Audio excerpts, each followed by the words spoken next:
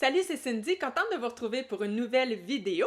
Alors aujourd'hui, c'est un bilan lecture. Je vous parle de 10 livres qui ont été publiés quand même assez récemment, je vous dirais à peu près dans les 4 derniers mois. Donc l'objectif à la fin de cette vidéo, c'est de vous dire parmi cette sélection, lesquels valent vraiment la peine selon moi. Donc commençons tout de suite par un roman. Dîner à 13 de Prudence Emery et Ron Bass est publié aux éditions de La Martinière. Alors, c'est le 4e tome de cette série qui s'appelle Bienvenue à l'Hôtel Savoy.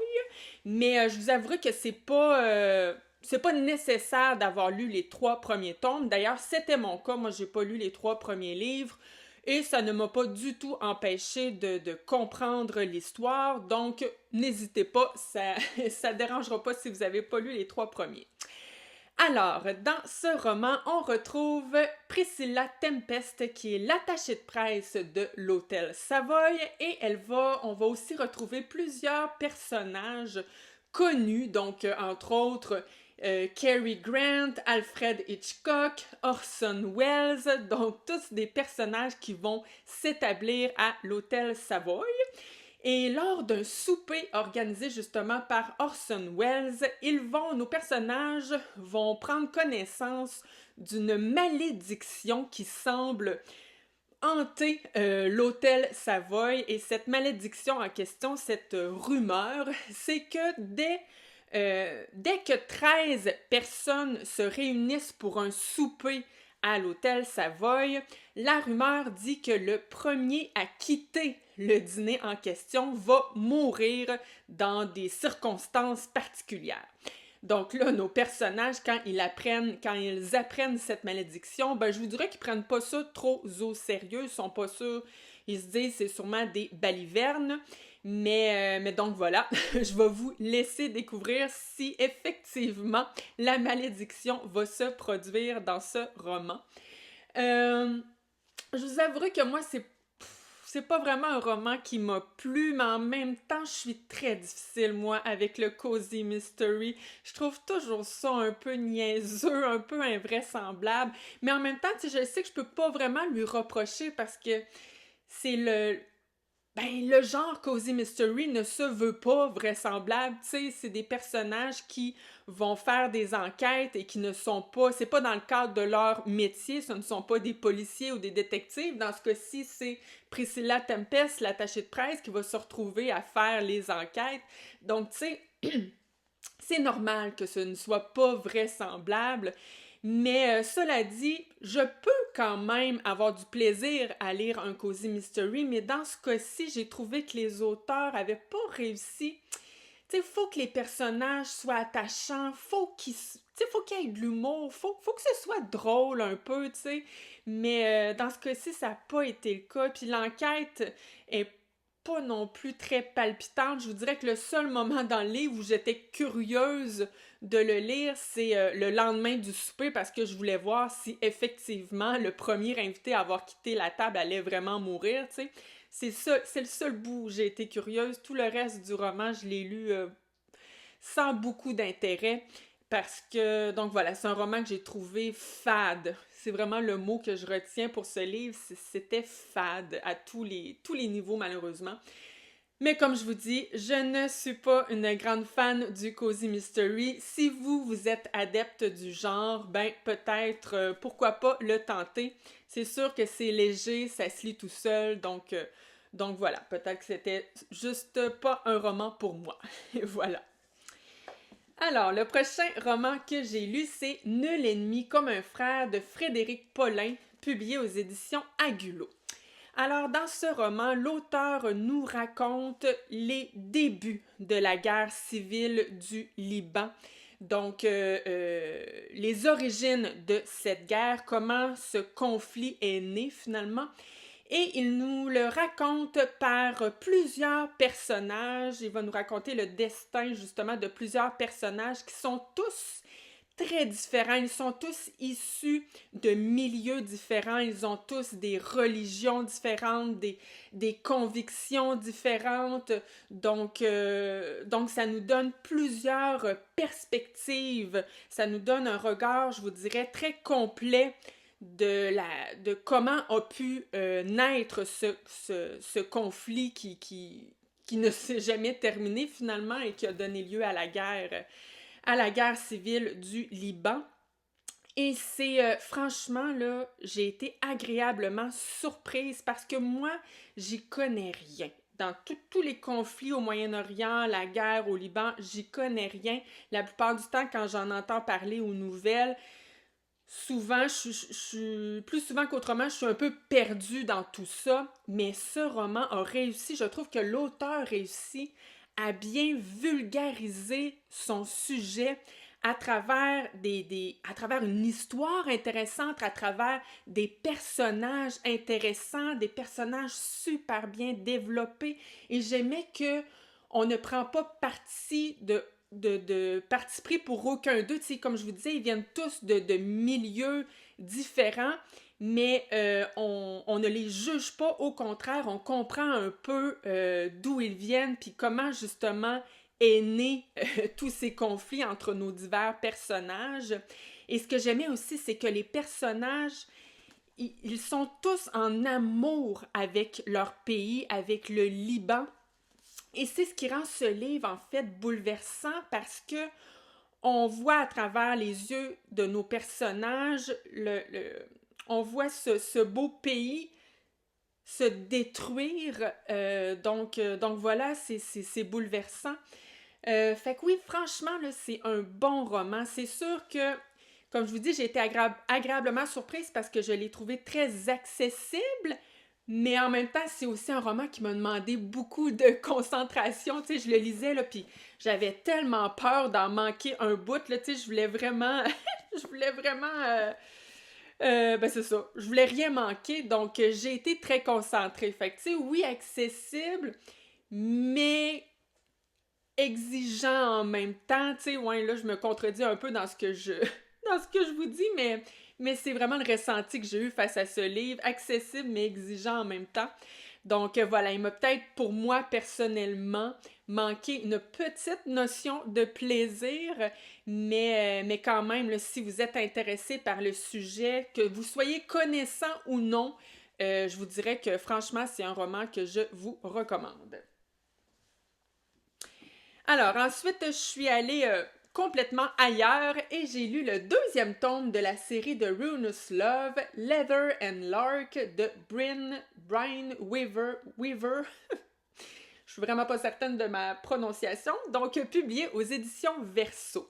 Alors, dans ce cas-ci, aussi, je vous dis ça parce que c'était le cas aussi pour le premier livre dont je vous ai parlé, c'est pas nécessaire d'avoir lu le premier tome de cette série parce que on n'est plus avec les mêmes personnages. C'est-à-dire que oui, on va en parler un peu là, de Sloane et Rowan, qui étaient les personnages principaux du tome 1. Mais dans ce cas-ci, on va être avec des personnages qui étaient des personnages secondaires dans le tome 1. Bref, c'est une toute nouvelle histoire. Donc, vous n'êtes pas obligé d'avoir lu le premier tome. Et donc, dans ce cas-ci, on retrouve... là, ça va pas s'améliorer pour ma prononciation. Lachlan, qui s'appelle Lakeland. Bon, Lachlan, on va dire. Et lui, ben, c'est un tueur à gages, mais c'est un tueur à gages qui aimerait bien ça, prendre sa retraite, mais il peut pas parce que il a un peu foiré son précédent coup et donc il est...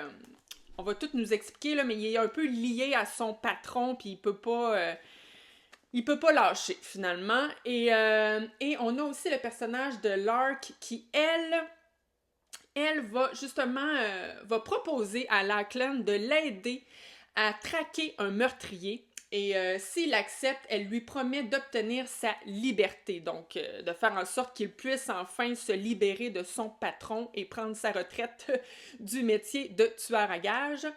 Et là, pour ce faire, ils vont devoir se marier. Bon, là, vous devez vous dire, hein, d'où c'est que ça sort, ça? Pourquoi il faut qu'ils se marient? Je vais vous laisser le découvrir en lisant le livre. Mais tu sais, il faut savoir que là, nos deux personnages vont se marier. mais c'est deux personnages qui sont pas capables de se supporter l'un et l'autre. Donc, ça va donner quelque chose de plutôt particulier. Alors, c'est un roman... Hey, c'est dur de dire mon avis sur ce livre parce que j'ai eu du plaisir à lire ce livre. Vraiment, là, j'ai eu du plaisir, mais j'ai un peu de difficulté à le recommander parce que j'ai quand même vu plusieurs défauts à ce livre, bien souvent, j'ai levé les yeux au ciel parce que je trouvais tellement pas ça crédible, là. Juste le mariage, c'était tellement n'importe quoi, là. Quand j'ai lu le passage où on nous explique justement là, pourquoi il faut qu'ils se marient, tu sais, j'avais envie de parler à l'autrice puis de dire, mon Dieu, t'aurais pu te forcer un peu plus que ça. Fait que, tu sais, il y avait plein de choses, tout le métier de tueur à gages, les meurtres, tout ça, là, c'est zéro crédible, là. J'y croyais pas, mais pas une seconde. Mais tu sais, en même temps, tout ça, c'est un prétexte, finalement, pour nous offrir une histoire une romance haters to lovers, donc deux personnages qui, justement, ne s'aiment pas, mais c'est hyper prévisible. On sait très bien qu'il va y avoir des sentiments qui vont se développer entre les deux. Mais ça, tu sais, c'est pas grave, on lit pas une romance, c'est pas grave que ce soit prévisible, je m'attendais pas à être surprise avec ce roman. Et puis pour le côté qui est si peu crédible, ben, je vous dirais qu'il faut être capable de mettre son cerveau à off. Tu sais, si vous êtes le genre de lecteur qui n'est pas capable de mettre votre cerveau à off, ne lisez pas ce livre, ça va vous énerver bien raide. Moi, je suis capable. Je suis capable. En tout cas, dans ce cas-ci, j'ai été capable parce que j'ai quand même aimé la romance entre nos deux personnages. J'avoue que c'est... Tu sais, moi, mon style de romance préféré, c'est Friends to Lovers, mais j'aille pas ça, Haters to Lovers, parce qu'en fait, il y a une évolution des sentiments. Tu sais, moi, j'aime pas les romances qui naissent sur un coup de cœur, tu sais, quand c'est super... quand ça arrive, bang, un regard, puis ils sont amoureux, là, ça, j'haïs ça. Mais dans ce cas-ci, c'est le fun parce que c'est lent avant d'arriver. Puis d'ailleurs, le fait qu'ils ne s'aiment pas au début, ben ça crée des petits moments cocasses qui me faisaient sourire, je dois l'admettre. Fait que, ouais, une romance que je trouvais quand même cute. Il y a, ce que j'ai aimé aussi, c'est que les passages de sexe entre nos deux personnages, ça arrive quand même assez tard, justement parce que c'est long avant qu'il y ait des rapprochements. Et ça, j'aime ça parce que c'est pas que j'aime pas les passages de sexe dans les romances, mais j'aime pas ça quand c'est tout le long du livre parce que je trouve qu'à un moment donné, ça devient redondant. Vu que ça arrive quand même assez tard, il n'y a pas ce côté redondant, donc ça me plu. Cependant, c'est pas des passages... je sais pas si c'est parce que je suis vieux jeu, là, mais moi, je les ai trouvés très crus. Beaucoup de détails aussi. C'était pas mes passages de sexe préférés dans tous ceux que j'ai pu lire, dans toutes les romances que j'ai lues. Je n'ai pas lu tant que ça, j'avoue, dans ma vie, mais c'était trop cru pour moi. Mais c'est ça, comme je vous dis, peut-être que je suis vieux jeu. Donc voilà, c'est quand même une romance que j'ai franchement eu du plaisir à le lire. D'ailleurs, je serais bien partante de lire le troisième et dernier tome de cette trilogie. Donc, ça vous dit comme quoi j'ai bien aimé. Mais je le répète, là, faut être capable de mettre son cerveau à off. Voilà. Alors ensuite, j'ai lu Le Harem du roi de Jaili Amadou Amal, publié aux éditions Emmanuel Collat. Alors, dans ce roman, on est avec un couple qui vit à Yaoundé, au Cameroun. C'est un couple moderne dans leur manière de vivre en tant que couple, mais aussi avec leurs enfants. Ils ont plusieurs enfants. Ils sont aussi très aisés financièrement. Séni, il est médecin et Boussoura, elle est enseignante. Et là, un jour, le roi va mourir et Séni, c'est un des fils du roi et il va donc être appelé à monter sur le trône. Évidemment, sa femme Boussoura ne souhaite pas qu'il accepte ce mandat, mais finalement, l'attrait du pouvoir va être plus fort que tout et donc Séni va accepter et Boussoura va l'accompagner. Et là, ben, ça va être le bouleversement total. de ce couple, cette famille, mais surtout Boussura, cette femme qui va devoir accepter et endurer des trucs inacceptables, en fait. Alors voilà, j'avais vraiment beaucoup d'attentes pour ce roman parce que j'ai lu de cette même autrice Les Impatientes. Il y a de ça plusieurs années que j'avais adoré. Et malgré le fait que j'avais des attentes très élevées, je n'ai pas été déçue, mais pas du tout.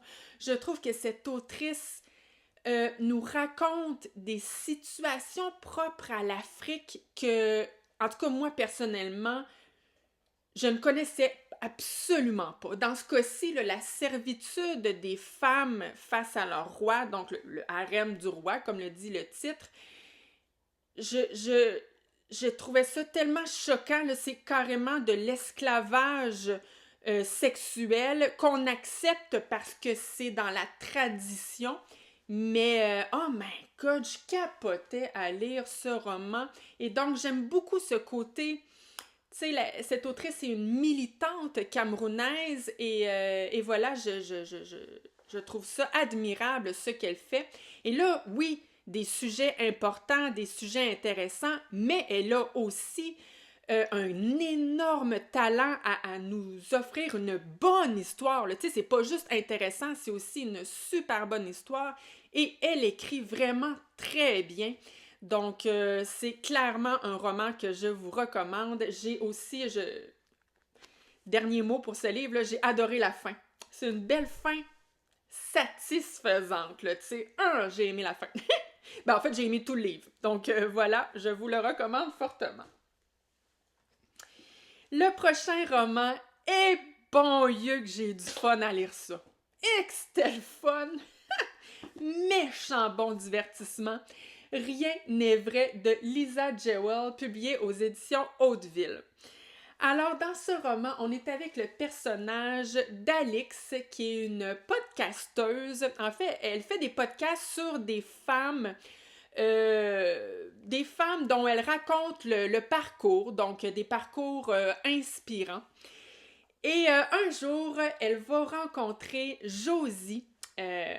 Elle va la rencontrer, en fait, dans un restaurant parce que les deux, ne se connaissaient pas, mais les deux se rendent à ce restaurant pour fêter leur anniversaire parce qu'elles vont se rendre compte qu'elles sont nées exactement à la même date. Donc, les deux ont 45 ans. Et là, voilà, elles vont se rencontrer, puis suite à ça, il va y avoir d'autres petites rencontres. Et un jour, Alix va accepter de prendre Josie, oui c'est ça, Josie comme sujet de son prochain podcast. Grave erreur, grave erreur, parce que là, non seulement plus on avance dans la production de ce podcast, plus on va apprendre des secrets sur cette femme, sur Josie, des secrets très choquants. À ce point qu'Alix, à un moment donné, elle ne sait plus trop quoi faire avec ces secrets-là parce que c'est très déstabilisant. Mais non seulement ça, mais Josie va aussi commencer à s'immiscer, ou plutôt à s'imposer dans la vie d'Alix, donc dans sa vie de couple, dans sa vie de famille. Mais tu sais, Alix, à un moment donné, elle ne sait plus quoi faire avec elle. Et donc voilà, là, je vous en dirai pas plus parce que c'est trop un plaisir de lire ce roman. Ça n'a pas de bon sens, là. Dès le début, là, c'est-tu le fun à lire un thriller quand dès les premières pages, moi, j'étais intriguée, là.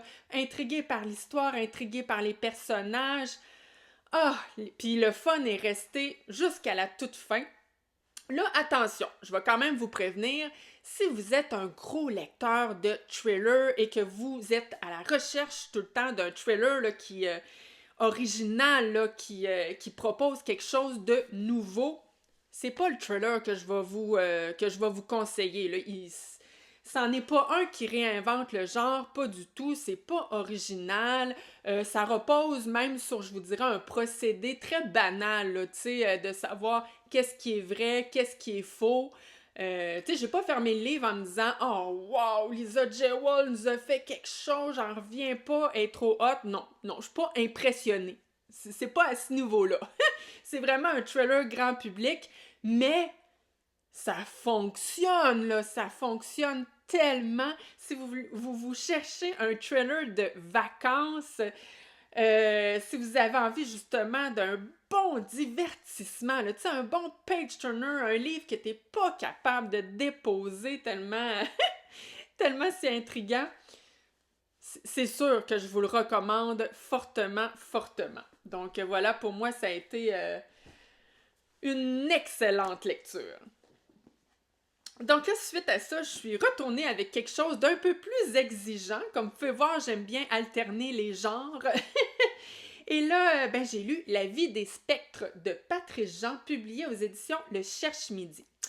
Alors, dans ce roman, on est avec Jean, qui est un journaliste pour la presse régionale. Alors, lui, ça l'emmène à rencontrer différentes personnalités de la vie locale et il doit dresser un portrait de ces gens-là, justement. Et dans ses articles, il aime bien, de par sa personnalité à Jean, il aime bien aller glisser quelques commentaires et quelques opinions, mais c'est pas, c'est pas le bienvenu de son employeur, parce que, tu sais, les portraits qu'il doit faire, ça se veut flatteur et non pas... il est pas supposé, en fait, de donner son opinion. Et là, un jour, le fils de Jean va se retrouver mêlé dans une affaire, une grosse affaire là, avec une surveillante de son école. Et Jean, dans le cadre de son travail, va rencontrer cette enseignante et va faire un article sur elle. Mais le regard qu'il va emmener avec son article est très différent du regard de son fils et de sa femme, ainsi que de tous ceux qui sont mêlés à cette affaire. Et donc, ça va faire en sorte qu'il va y avoir un énorme froid entre Jean, son fils et sa femme. Fait que là, il va carrément quitter le domicile pour s'installer dans un pavillon abandonné. Et là, c'est là que vont naître un peu les dialogues avec les spectres. Donc, on va rentrer dans quelque chose d'un peu plus introspectif. Alors, c'est un roman et j'ai vraiment beaucoup aimé l'écriture de Patrice Jean, ou plutôt le ton. C'est un ton très grinçant, très cynique. Il y a beaucoup d'humour aussi, et c'est un humour satirique. Moi, là, vraiment, il y a des passages où j'ai éclaté de rire. Ben là, je dis ça. C'est pas un roman humoristique, là. Vous allez pas rire du début à la fin, là, vraiment pas. Mais il y a des passages qui vraiment, là, en tout cas, moi, m'ont fait rire. J'ai comme perdu le fil de ce que je voulais vous dire. Alors, c'est un roman, c'est sûr qu'il est un peu difficile à recommander parce que, difficile. C'est que, avec ce roman, l'auteur porte un regard très critique sur notre époque, sur la société d'aujourd'hui, et il se joue un peu des idéologies et des courants de pensée. En fait, il se joue pas tant des idéologies en soi, mais il se joue plutôt de l'application qu'on en fait. Donc, à quel point on est tous un peu moutons, hein? On suit la vague, puis mon Dieu, on veut pas émettre son opinion, on voudrait pas dire quelque chose qui va à l'encontre des courants de pensée. Et donc voilà, il rit un peu de ça et surtout, il nous amène des réflexions et c'est ces réflexions en question que j'ai apprécié avec ce roman versus l'histoire en elle-même. Puis, tu sais, c'est pour ça que je disais que c'est un peu dur à recommander parce que c'est pas une histoire divertissante, là. C'est pas un roman grand public, c'est assez niché, je vous dirais, comme public cible, mais j'ai trouvé ça rafraîchissant, moi, personnellement, justement parce que ça me sortait un peu de mes lectures habituelles. Mais j'avoue, si je suis bien sincère, autant je trouvais ça rafraîchissant puis que j'aimais ça au début, autant arrivé à peu près au milieu, là, ouf, mon intérêt commençait à s'essouffler, j'ai envie de dire. Fait que, tu sais, j'avais un peu hâte de le terminer pour retourner à mes romans grand public, tu sais. Mais voilà, ça, c'est vraiment une question de goût. Si ce sont des sujets, des réflexions qui vous intéressent, c'est vraiment un roman hyper intelligent. Donc voilà, je vous invite à le découvrir si vous faites partie de ce public cible, justement. Alors, ben voilà, moi je vous quitte, mais je vous reviens presque tout de suite avec 4 autres livres. Me voici de retour avec 4 livres tels qu'annoncés dans le premier segment. Donc, j'ai lu Le Bastion des larmes de Abdellah Taïa et publié aux éditions Julliard. Alors, dans ce roman, on est avec Youssef. C'est un professeur. En fait, il vit en France depuis plusieurs années. Mais là, il va être amené à retourner sur les lieux de son enfance au Maroc, donc dans la ville de Salé, sa ville natale. Et en fait, il revient à la demande de ses sœurs pour liquider l'héritage familial parce que sa mère est morte. Donc là, ben, évidemment, son passé va ressurgir et je vous dirais que c'est un passé dans lequel il y a beaucoup, beaucoup de souffrance. Et donc, dans ce roman, on va donner voix à Youssef, mais aussi à plusieurs autres personnages qui ont vécu avec Youssef au Maroc, entre autres son grand ami d'enfance, Najib, qui était également son amant. Et Najib, ben, il a eu un destin assez tragique, donc voilà pour le résumé.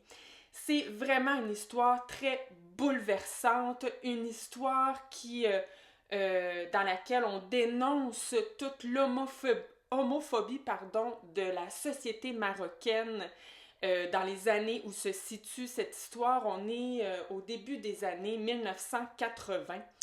Et c'est d'autant plus triste quand on sait que l'auteur s'est grandement inspiré de sa propre histoire, de sa propre vie. Il est lui-même homosexuel, il est lui-même d'origine marocaine et c'est un homme qui milite pour justement les droits de la communauté LGBT dans son pays, au Maroc. Donc voilà, j'ai adoré l'histoire, mais là c'est vraiment une question de goût, mais j'ai pas vraiment aimé la forme, le style, ben, la manière en fait dont on raconte cette histoire. C'est vraiment, tu sais, quand je vous dis qu'on donne la voix aux personnages, on lit comme plein de courts ou longs monologues. Même dans les dialogues, on n'a pas tant l'impression de lire des dialogues, c'est-à-dire qu'on a la voix, mettons, de la sœur de Youssef et ensuite la voix de Youssef qui répond à sa sœur, mais d'une manière quand même assez particulière. Il y a des monologues, évidemment, qui sont beaucoup plus longs. Je prends en exemple celui de Najib. Donc, pendant plusieurs pages, on va lire en fait, c'est Najib qui parle à Youssef et qui va lui raconter tout ce qui lui est arrivé, finalement. Et ça se lit, ce roman n'est pas un roman épistolaire, mais parfois ça se lisait un peu comme si c'était une lettre, comme si on lisait la lettre que Najib adresse à Youssef. Et là, comme je vous dis, c'est une question de goût, mais moi, c'est un format qui me plaît pas tant que ça. Et d'autant plus que c'est un roman qui est très court et considérant les sujets qui sont très forts, j'ai trouvé que le survol était un peu trop rapide à mon goût. D'ailleurs, des fois, il y a des passages qui sont très choquants et ils arrivent tellement abruptement là, que, je sais pas, moi j'aurais aimé que ce soit introduit un peu moins drastiquement pour qu'il y ait une montée en émotion, alors que là, ça faisait juste ça me saisissait, mais on dirait qu'il y avait pas, les émotions n'avaient pas le temps de se rendre à moi. Donc voilà. Honnêtement, c'est un roman qui a été apprécié de plein de lecteurs, apprécié de la critique aussi, donc n'hésitez pas à le tenter. Mais pour moi, je sais pas, il y a quelque chose, ça l'a pas fait pour moi, malheureusement. Donc, suite à ça, j'ai lu une magnifique bande dessinée, Le voleur d'amour de Yannick Corboz, et publiée aux éditions Glénat. Alors, j'ai été tout de suite séduite par la couverture de cette bande dessinée, par le format aussi. C'est vraiment un gros format, là, je sais pas si vous le voyez bien avec mon téléphone, mais je vous le dis, là, elle rentre même pas dans ma bibliothèque si je la mets à la verticale. Et elle est vraiment très belle et dans des teintes. Encore une fois, je suis pas sûre que vous le voyez bien avec mon téléphone, mais elle est comme dans des teintes de bronze et d'or. Bref, j'étais séduite. Alors, ben, l'histoire, c'est l'histoire de Adriane. Adriane, c'est une créature, ben, c'est une créature, c'est un homme très mystérieux. Il a un don, un pouvoir d'aspirer l'amour. En fait, moi, j'avais un peu cette sensation qu'il aspirait l'âme des gens pour pouvoir survivre. Donc, c'est un homme, il est éternel, il est né au début des années 1700 et donc, voilà, il va vivre pendant plusieurs siècles. Donc, il est éternel, mais pour survivre, il doit justement aspirer l'amour des autres. Et d'ailleurs, ben en fait, dans ce roman, on est sur deux lignes du temps. Donc, on a la ligne, sur l'une des deux lignes du temps, on est au présent, on comprend qu'il est grandement amoureux d'Anna. Anna aussi est amoureuse de lui, mais pour la protéger, ben, il n'ose pas, il se passe rien entre les deux, mais Anna est un peu frustrée de ça et elle veut comprendre pourquoi il n'ose pas la toucher. Donc, elle essaie de comprendre qui est Adriane. Et voilà pour... et l'autre ligne du temps, en fait, c'est qu'on va nous raconter toute la vie d'Adriane, donc comment il est devenu cette créature, et on va nous raconter toutes les centaines d'années qu'il a vécues. Alors, vraiment, moi, j'ai été fascinée par cette histoire. Si vous aimez les histoires gothiques, je pense franchement que cette BD peut vous plaire. C'est vraiment une histoire envoûtante.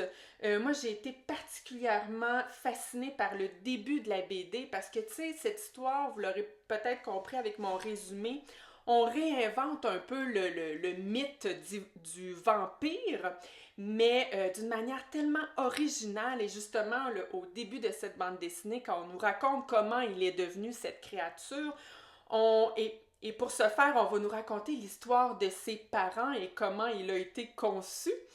Et c'était fascinant, c'était original. J'ai vraiment aimé le début de la bande dessinée. C'est aussi une bande dessinée, tu sais, tantôt je vous parlais de la couverture, mais elle est vraiment magnifique d'un bout à l'autre. C'est une bande dessinée très colorée. Très colorée, mais toujours un peu sombre. Les traits sont un peu flous, un peu brouillons. Donc, franchement, là, moi, je suis toujours admirative devant tout le travail qu'il y a derrière. D'ailleurs, ça, c'en est une, là. Elle est pas juste grande en format, elle est... Tu sais, c'est une grosse bande dessinée. Vous allez en avoir pour votre argent. D'ailleurs, c'est une adaptation du roman de Richard Malka. Le roman a le même titre, donc Le voleur d'amour. Moi, je n'ai pas lu le roman, mais c'est tellement une bande dessinée complète, c'est tellement fourni que d'après moi, tout le roman doit être présent dans cette bande dessinée.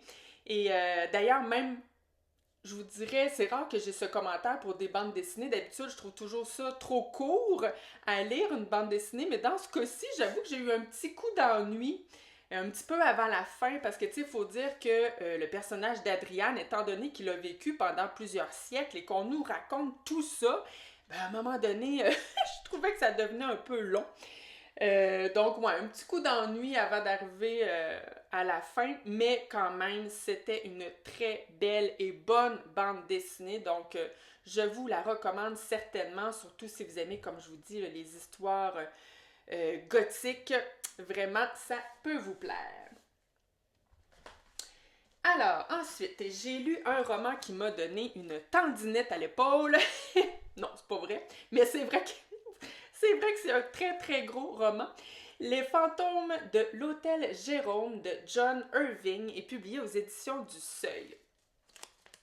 Alors ici, on est à Aspen, dans l'État du Colorado, aux États-Unis. On est au début des années 1940. Et donc, ce livre, c'est une saga familiale. Donc, on débute avec le personnage de Rachel. Rachel va tomber enceinte alors qu'elle est toute jeune. Et surtout, elle est célibataire, donc une situation qui n'est pas commune aux États-Unis dans ces années-là. Et donc, elle va donner naissance à Adam. Et suite à ça, elle va retourner chez ses parents. Elle va devenir moniteur de ski. Et après, ben, on va suivre toute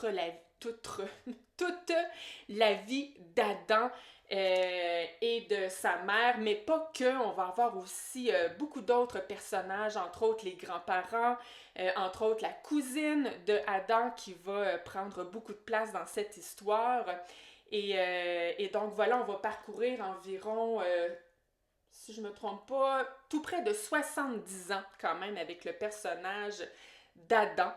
Alors, franchement, c'est un roman. Moi, j'adore la plume de John Irving. Il écrit tellement bien et il a cette capacité, je trouve, de rendre ses personnages vivants. Vraiment, là, à chaque fois que je me remettais à ma lecture, j'avais cette impression de côtoyer les personnages, j'avais cette impression de les connaître et d'être là avec eux.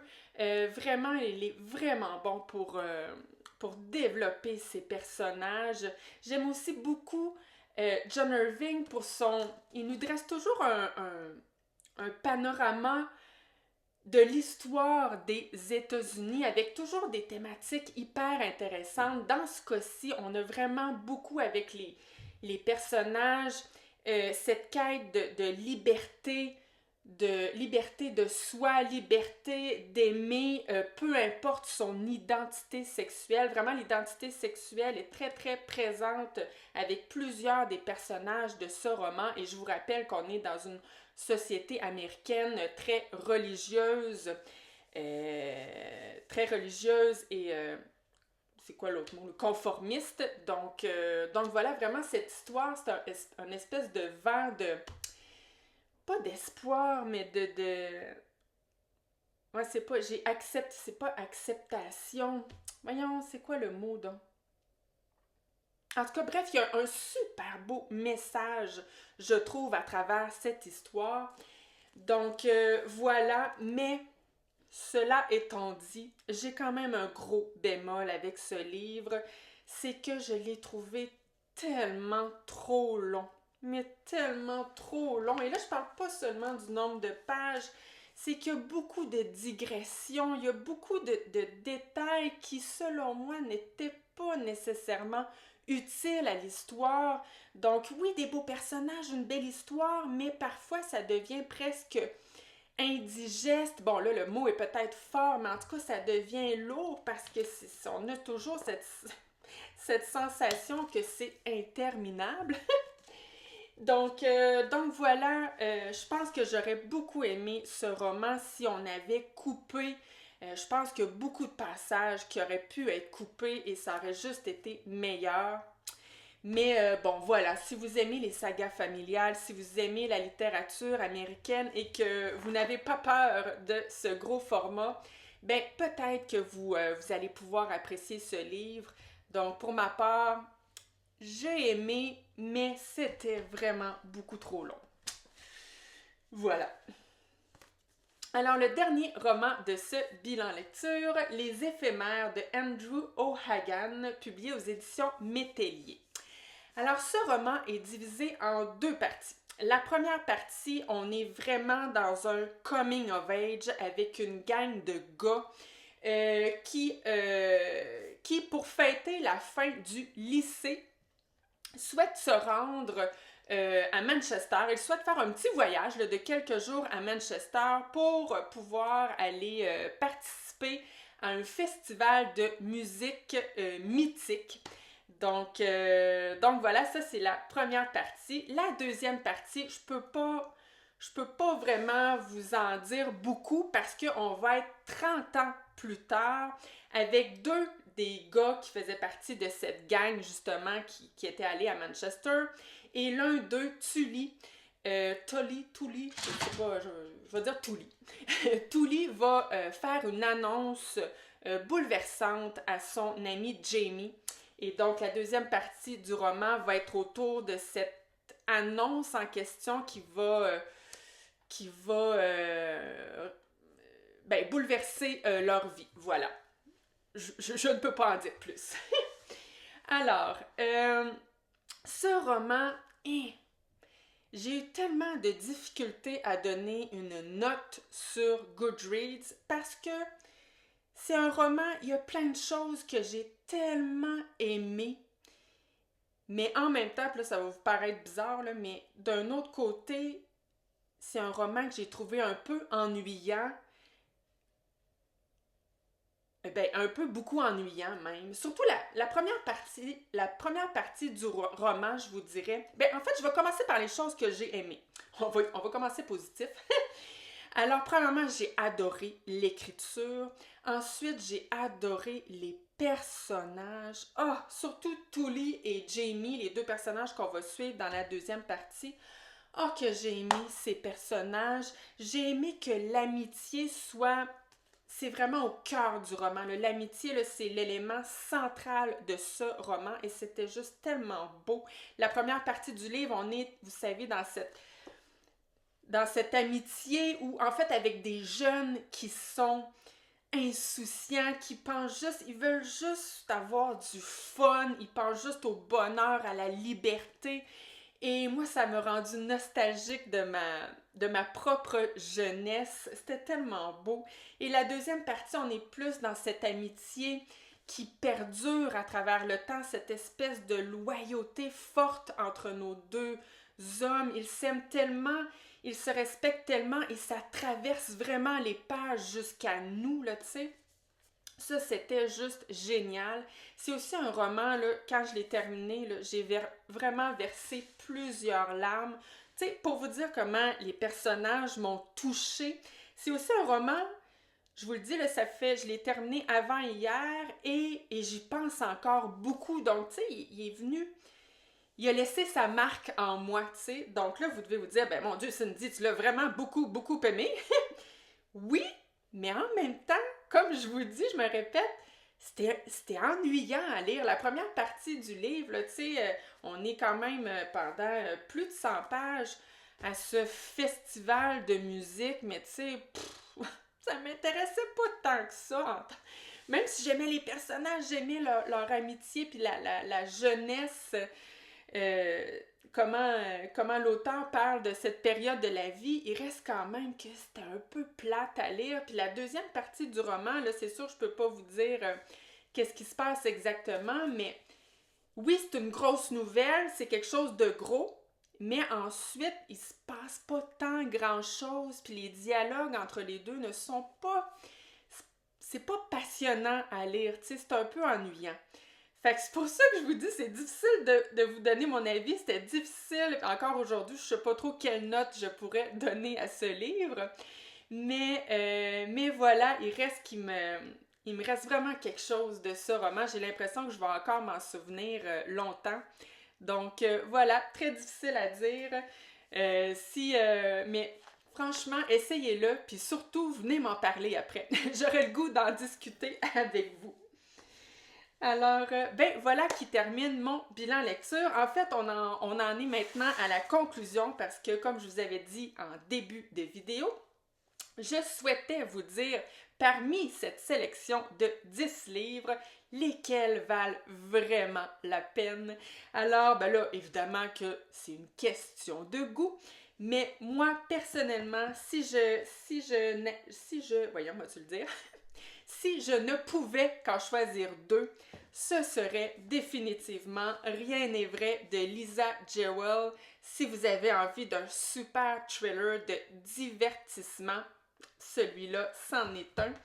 Et si vous avez le goût, un goût de plus de quelque chose de plus littéraire avec des sujets extrêmement intéressants, Le harem du roi de Jaili Amadou Amal.